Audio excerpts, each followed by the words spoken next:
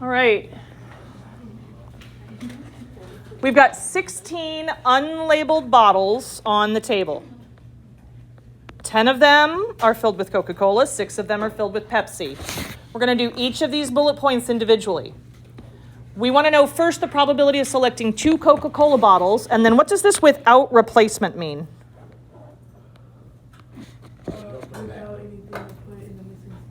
Yeah, we're not going to put it back. So we're going to take one off the table. We're going to hand it to our friend. They're going to take it home. Then we pick up the second one. That's what without replacement means there. So when we go to pick up the first bottle off the table, what's the probability that the bottle we grab has Coca-Cola in it? 10 over 16.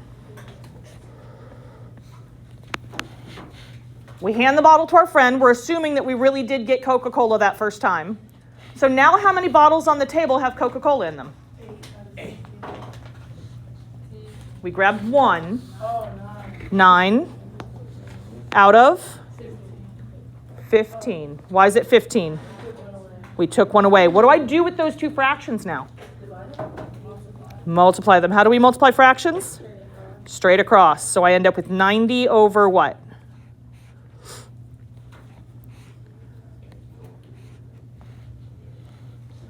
$240.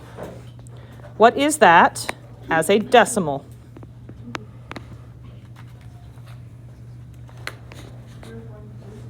0.375, which means it's what percent? 37.5%.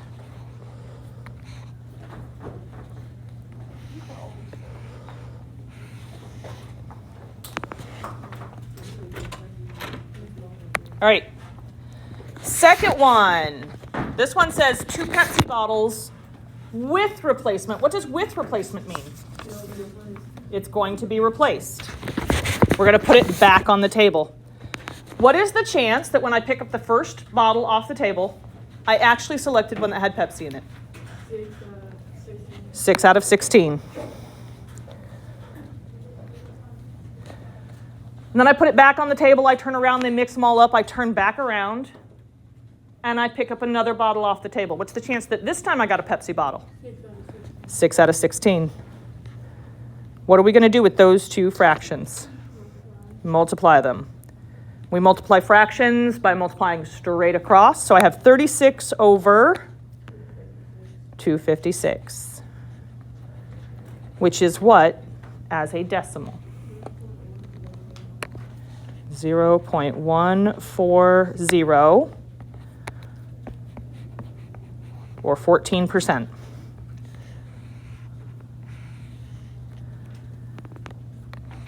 When I go to do this last one, there's some really important, vital information that they included on the previous 2 that they didn't tell me this time. It doesn't say with or without replacement. So let's calculate it both ways and see how it changes things. Let's do it first with replacement.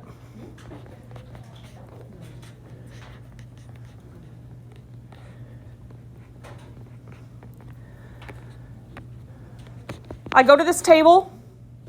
What's the chance I get a Pepsi bottle when I pick it up? 1 out of 16. Not 1. What's the chance I get a Pepsi bottle? I'm only going to pick 1 bottle up, but what's the chance that I got a Pepsi when I did that? Is it 10? No, that's 6. 6 out of 16. With replacement, so now I put it back. They mix up all the bottles. They don't have labels on them, so I don't know which is which. What's the chance that when I go to pick up the second bottle now, I get one with Coca-Cola in it? 10 out of 16. Why 10 out of 16? There's 10 Coca-Cola bottles. There were 6 Pepsi bottles. There's 10 Coca-Cola bottles. What do I do with those 2 fractions? Multiply. So I have 60 over 256, which is what as a decimal?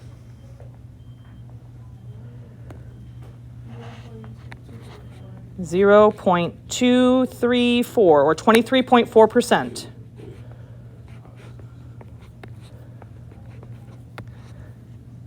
That's if we put them back. What about if we do this without replacement?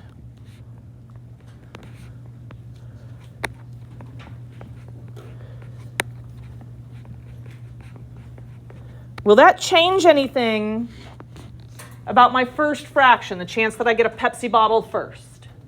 Nope. So that's going to stay what? 6 over 16. I pick up that bottle. I hand it to my friend. I did get a Pepsi bottle. What's the chance that when I go to grab another one, this time I get one with Coke in it? 10 over 15. There's still 10 Coca-Cola bottles on the table because I got a Pepsi. But now there's only 15 bottles total left on the table. Multiply those together.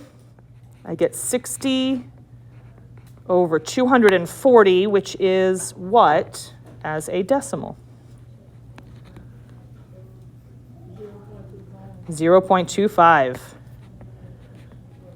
which is 25%. Did that change my probability when I put them back versus not putting them back? Yes. I got two different answers here. All right, number 2, permutation or combination. A medical researcher needs 6 people to test the effectiveness of an experimental drug. 13 people have volunteered for the test, but we're only going to pick 6 of them to actually participate. When I go to tell them, these are the 6 people that I've picked, does it matter what order I read off the names for the people that have been chosen? No. So is this a permutation or a combination? Permutation is when order makes a difference, order matters. So it's a combination.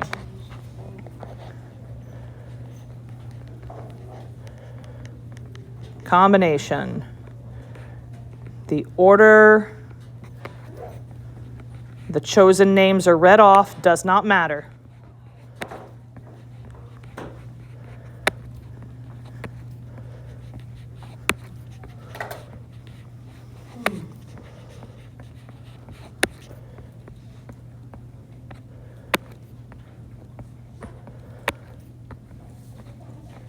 So now that we know it's a combination, how do I type it into my calculator?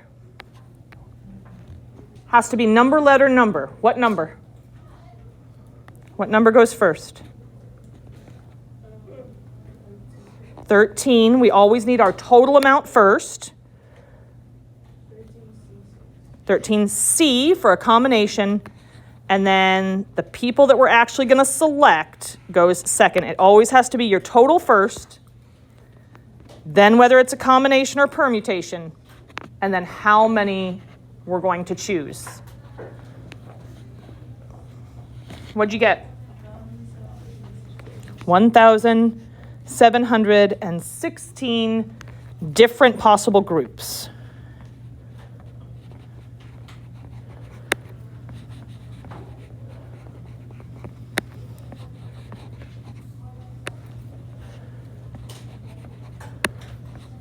All right, once you are done getting everything down on your bell work, I want you to grab your notes and open them up to page 12.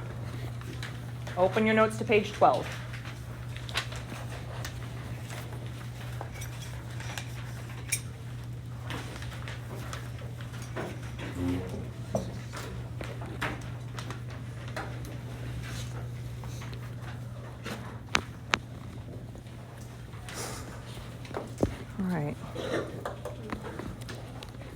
Today we're going to focus on independence, which we've talked about a couple of times already. I've talked about events being independent versus not independent. If 2 events are independent, then the chance of one thing happening, or if something happens, it absolutely has no impact whatsoever on the chance of something else happening. For example, whether or not I decided to wear a butterfly barrette in my hair this morning, and whether or not you decided to wear a black hoodie to school today. My choice about my barrette has absolutely nothing to do whatsoever with what color hoodie you did or did not decide to wear this morning. Those are independent events. So what we're going to write down here. What are independent events? This is when the probability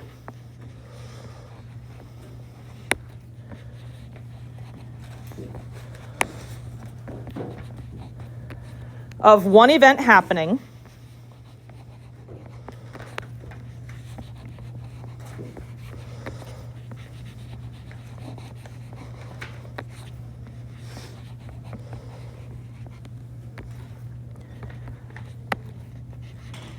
in no way affects, impacts, or changes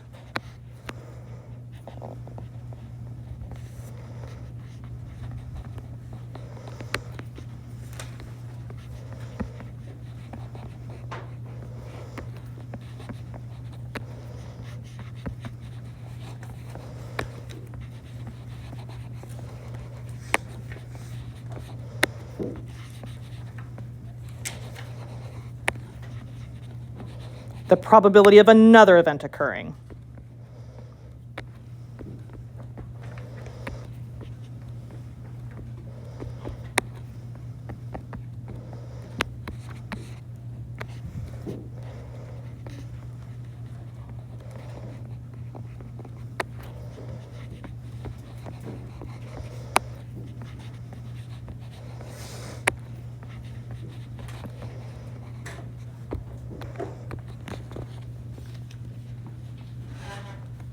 So the probability that I chose my butterfly barrette absolutely did not impact, influence, affect, change the probability of what kind of jacket you decided to wear today.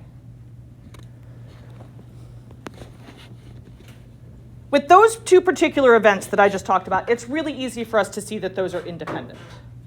There's some other situations where it's kind of hard to tell. You're not sure.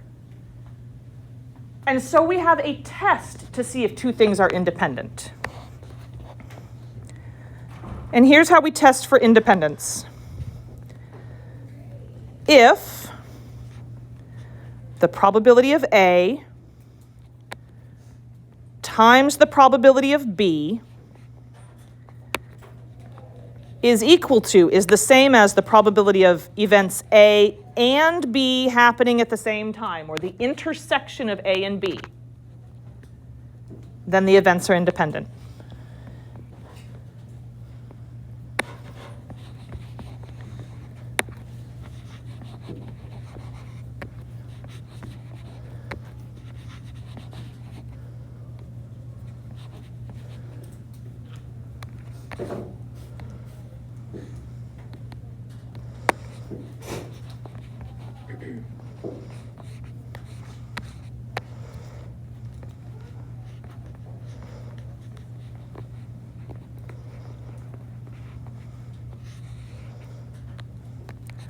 On the other hand, if I multiply the probabilities for events A and B together, I do probability of A times the probability of B, and it is not equal to the intersection of A and B, the probability of A and B happening at the same time,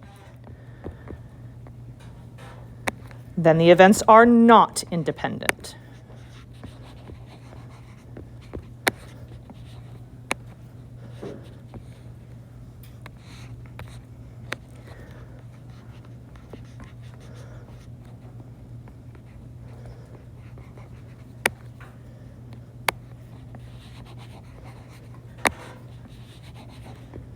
We would say they are dependent.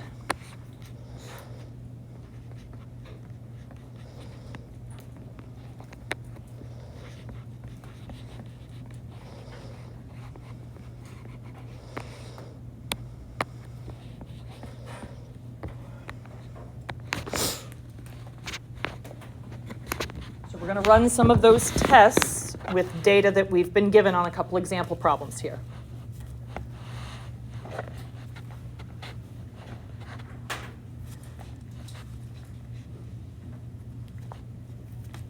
This is the only vocabulary that we're going to need for today.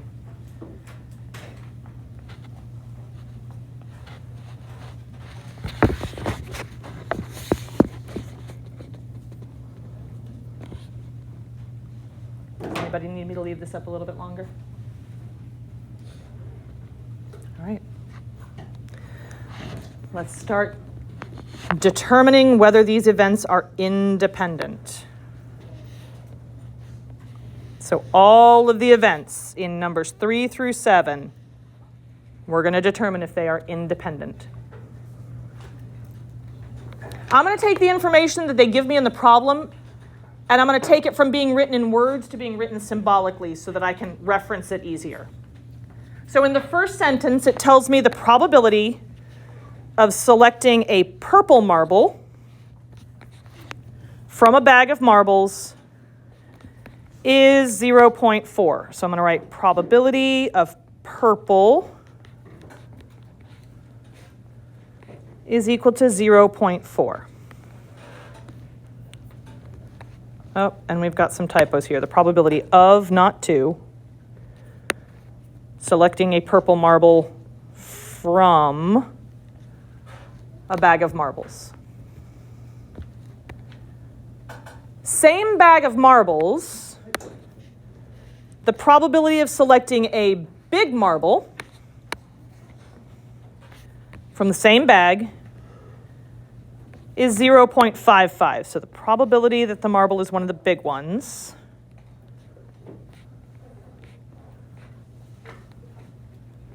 is 0.55.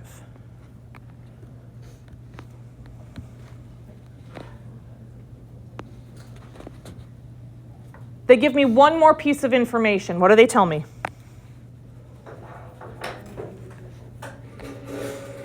I'm sorry, one more time. Purple and big is 0.3. So probability of purple and intersect big is equal to 0.3. Are these events independent? So what I need to ask myself is, does the probability of A multiplied by the probability of B come out to be exactly the same as the probability of the intersection A and B? Well, let's find out. We're going to calculate this. You actually have to show your work on this part.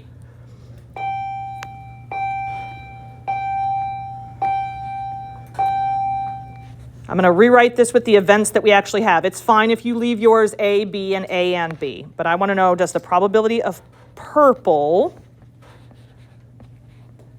multiplied by the probability that it is big equal the probability that it is purple and big?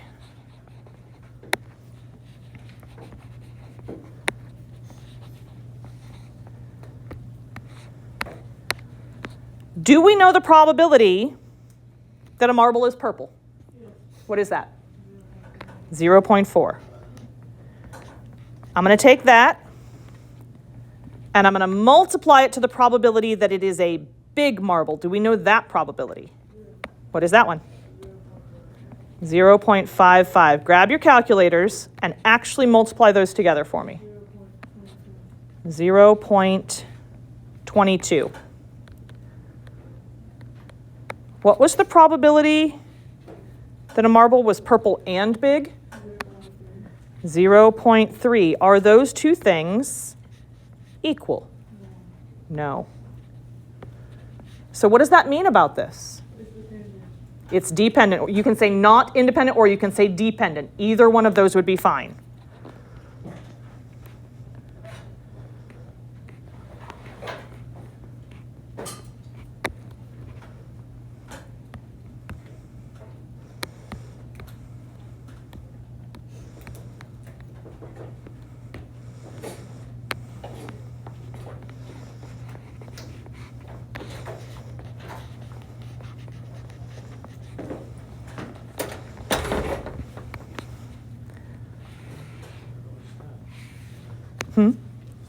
It is.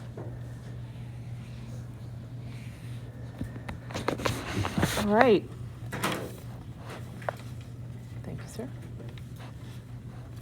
Let's look at the next one, number 4. What do they tell me first? So probability for rain on Monday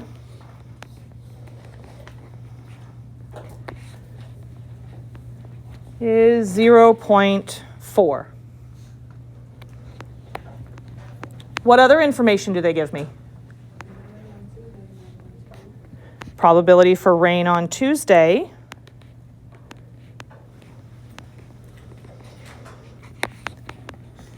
is equal to 0.2. Do they give me anything else? There we go. The probability for rain on Monday and Tuesday, or rain intersect Tuesday.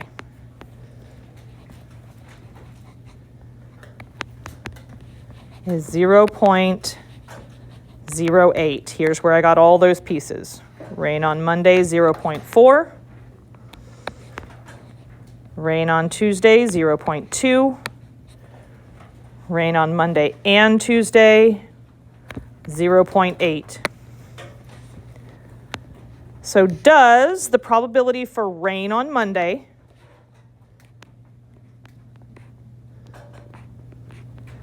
times the probability for rain on Tuesday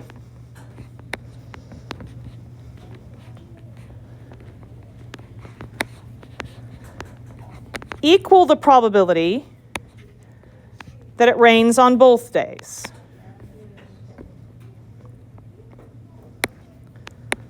I ran out of room.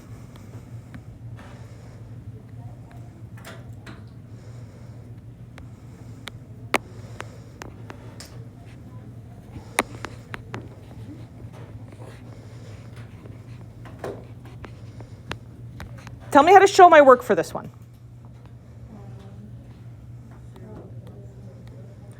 0.4 times 0.2. Yeah, so here, 0.4. I have to multiply that to this one, 0.2. And when I multiply those together, you said I get what? 0.08. Over here, the probability that it rained on Monday and Tuesday was 0.08. Those two things really are equal. So these are independent.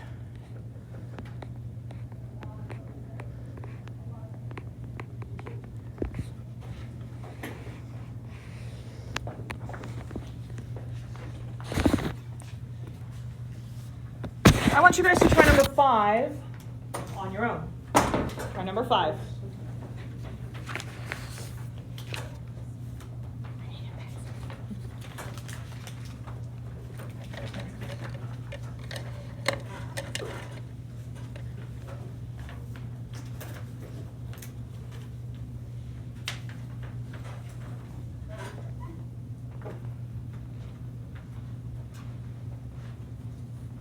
I want you guys to do number 5 on your own.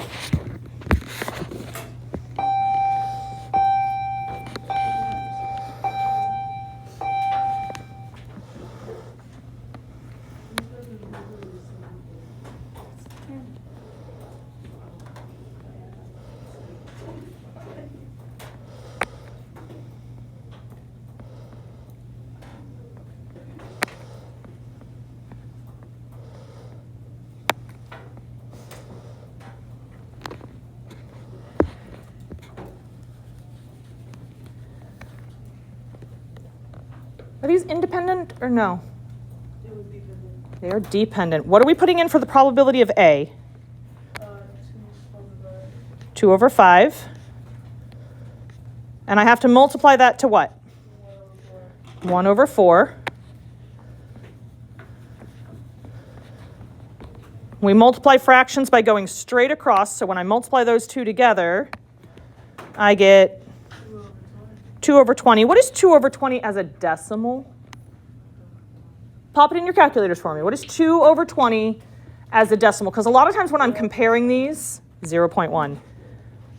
When I'm comparing these, it's easier for me to compare decimals than fractions. What was the probability of A and B? 1 over 25. What is 1 over 25 as a decimal? 0.04. Are those equal? No. So that means it is not independent or dependent.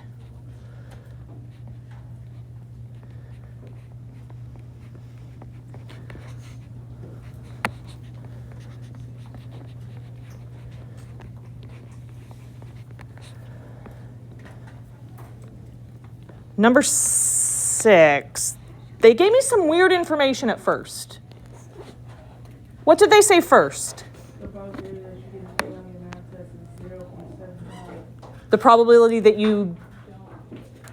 you do not get an A on your math test is 0.75. So probability not A on math is equal to 0.75.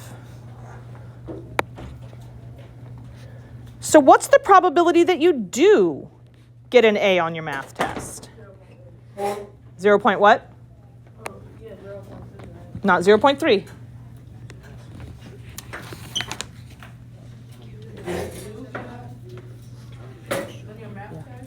I don't have a pen, so you're just going to have to go. Yep, probability that you don't get an A is 0.75. So what's the probability that you do? 0.25. Yep. 75 or 0.75 is what as a percent? 75%. If there's a 75% chance you don't get an A, if there's a 75% chance that it doesn't rain today, what's the chance it does? 25. We find this one out. If you need to calculate it off to the side, you either do 1 minus 0.75, or you can think about it as 100% minus 75% for this. What else did they tell us? The probability that you get an A on Probability that you get an A on chemistry. What's that probability? 0.3. Did they tell us anything else? oh, the probability that you get on both is 0.75. Probability that you get an A on both. 0.075.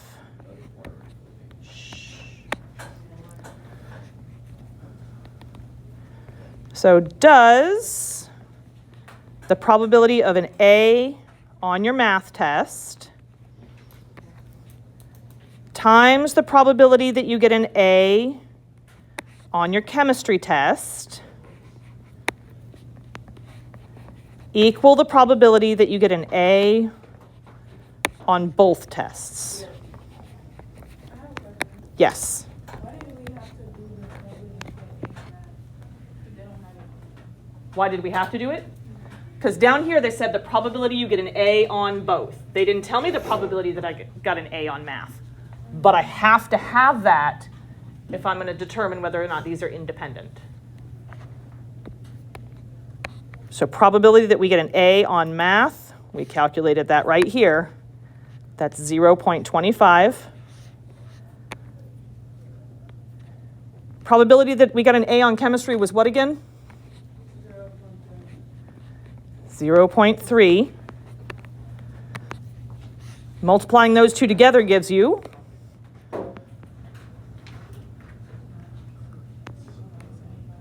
0.075. Probability for A on both, they told us, was 0.075. Those are actually equal. And so that means what? Means they're independent.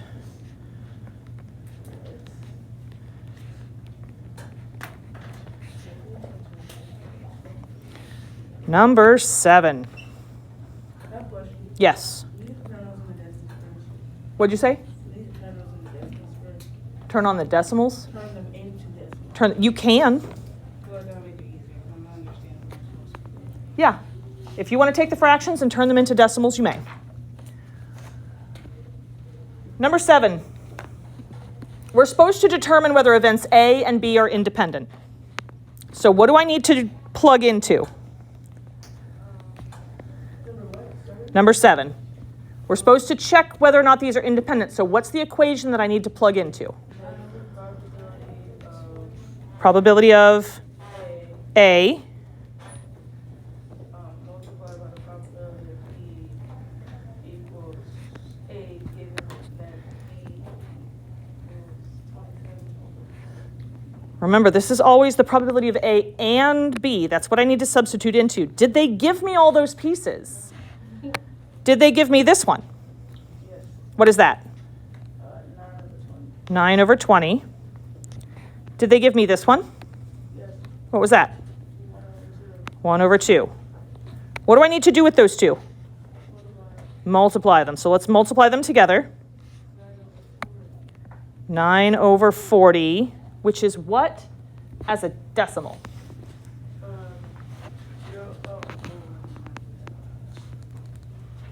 9 over 40. 0.225.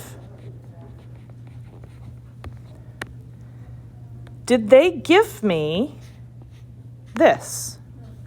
Then I'm going to have to find it.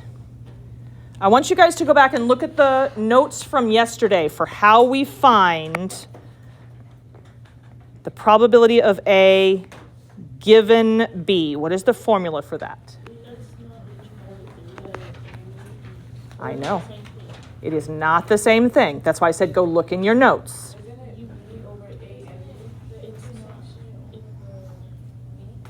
What are you confused about, dear? Yeah, this is not that. I know that. This is what the formula is for independence. We have to have the and. We don't have it yet, so we're going to need to go and find it. Amari, what did you say?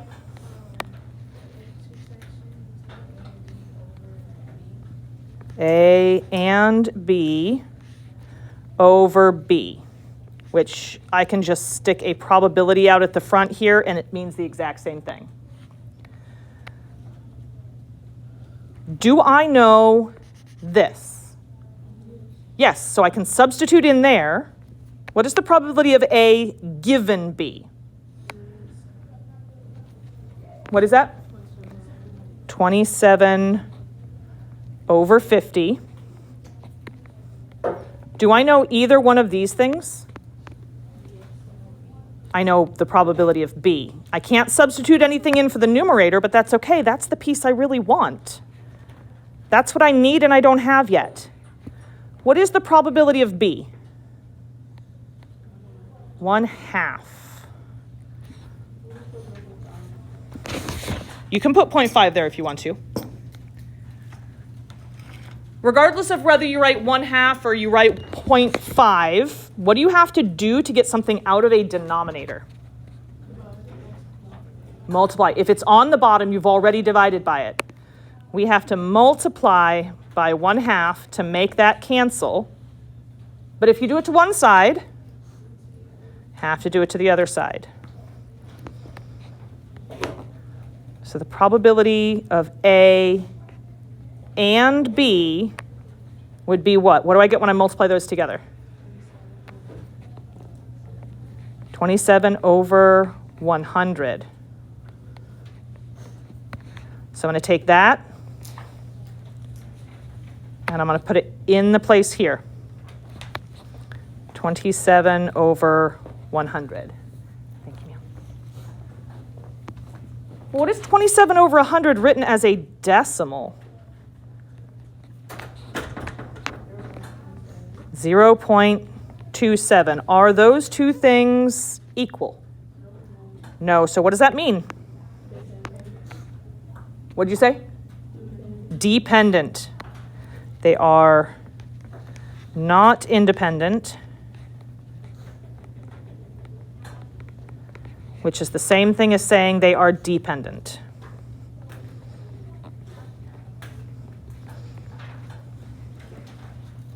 All right, flip the page over. We're going to look at a couple practice problems on the other page, and then we'll call it a day.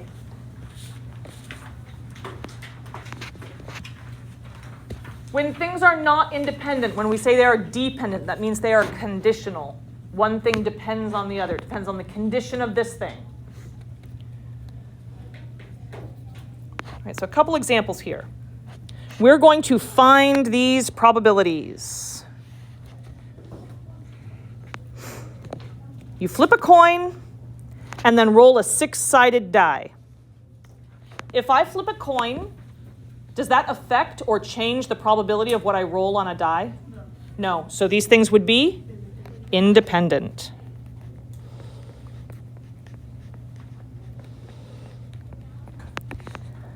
We want to calculate the probability that the coin lands heads up, so the probability of heads,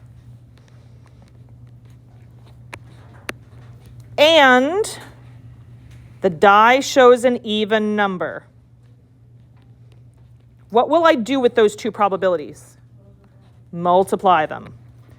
That will give me the probability of heads and even number on the die. What's the probability that we get a heads?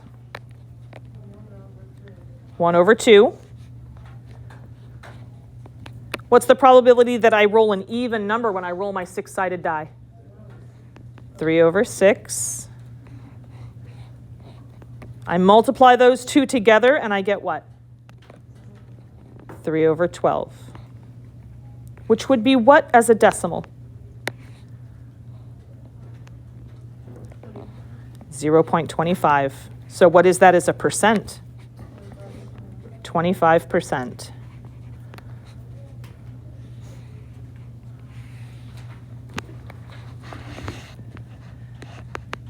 There are 8 shirts in your closet, 4 blue and 4 green. How many shirts are in your closet?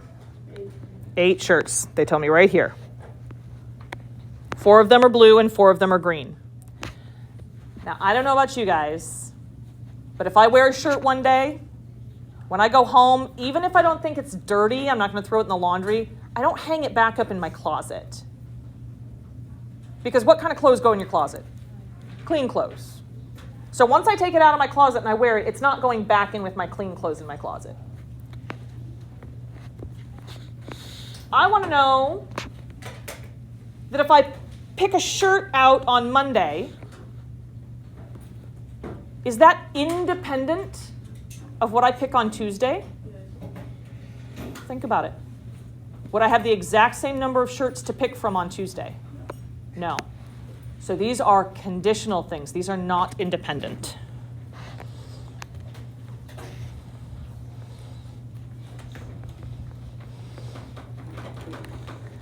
I can still calculate this because I know exactly how my choice on Monday is going to affect my choice on Tuesday. We want to know the probability of selecting a blue shirt on Monday and the probability of selecting a blue shirt on Tuesday.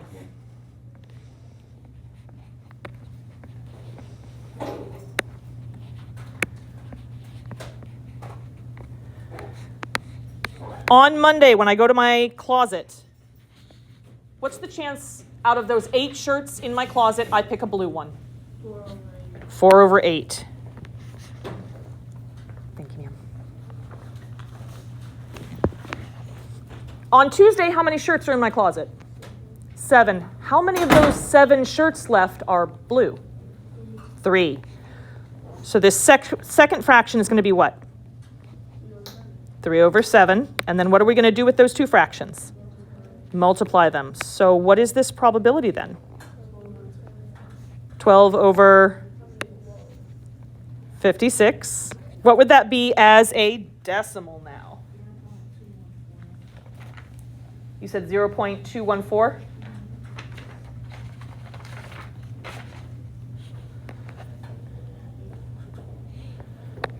So what's the percent? 21.4%.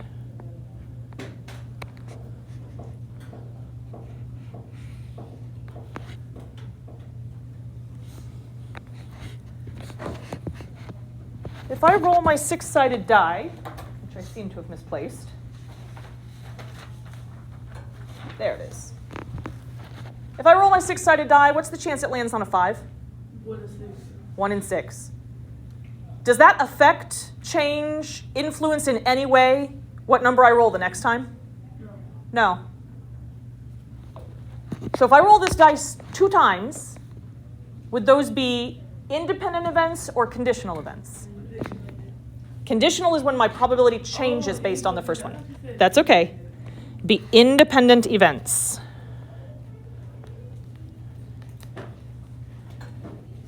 The outcome of the first die roll has absolutely no influence whatsoever on the outcome of the second die roll. You told me that the probability that I get a 5 on my first die roll is what? 1 over 6. What's the probability that my second die roll is a 6? 1 over 6. And then what are we doing with those fractions? Multiplying them.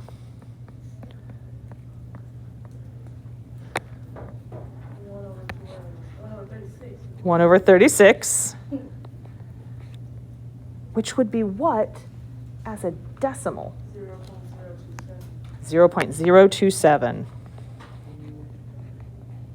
So as a percent, 2.7%.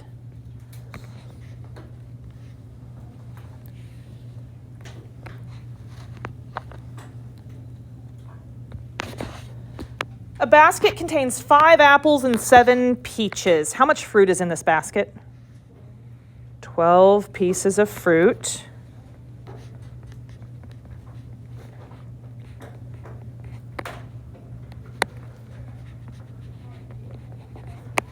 We get that from doing 5 plus 7. So we've got 12 pieces of fruit in this basket.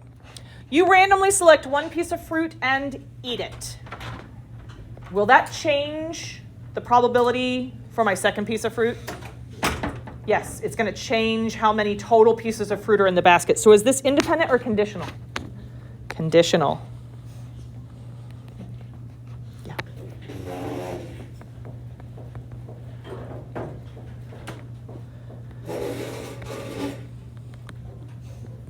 Just go ahead and go. What's the probability that the first piece of fruit is an apple?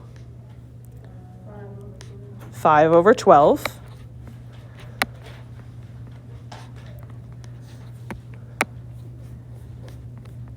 So what's the chance now that the second piece of fruit is a peach? 7 over how much? 7 over 11. Why is it over 11 this time? Because you ate it. It says we eat it. Multiply those two together. So the probability of apple and peach, it's not 112. Yes. So we get 35 over, you said what? 132. What is that as a decimal? Yep, 0.265 as a percent. 26.5%.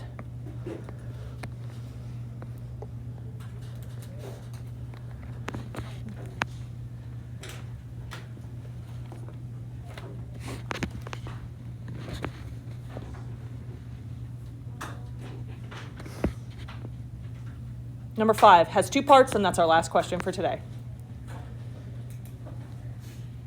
In a game, you choose a card from a box containing 4 red, 6 blue, and 5 yellow cards.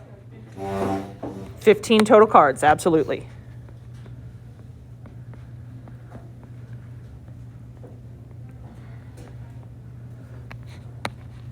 You draw one card, look at it, put it back.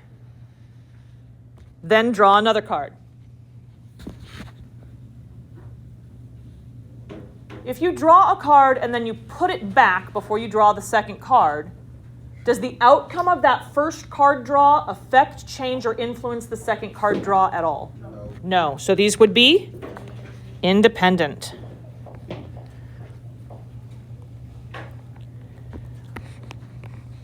What is the probability that on the first draw you choose a red or a blue card?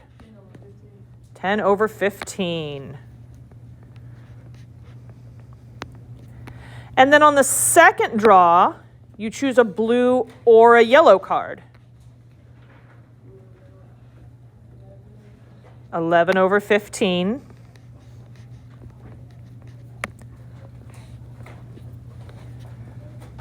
I'm going to multiply those together and get what?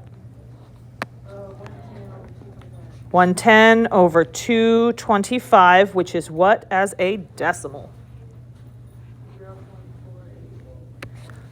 0.488. Or what percent? 48.8%.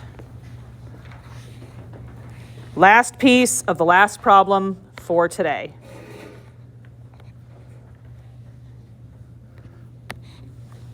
This time, you do not replace the first card. That's conditional. That is going to change or affect or influence my second card pick. I want to know the probability that we get a blue card first. 6 over 14. 14? This is my first card. And then I get a yellow card.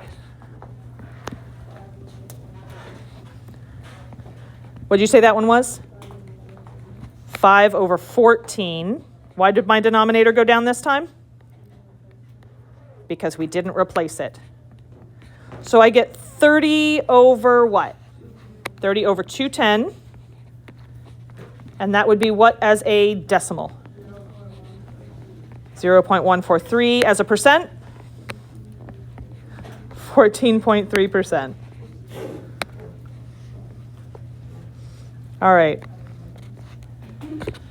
Couple things before the bell rings having to do with homework.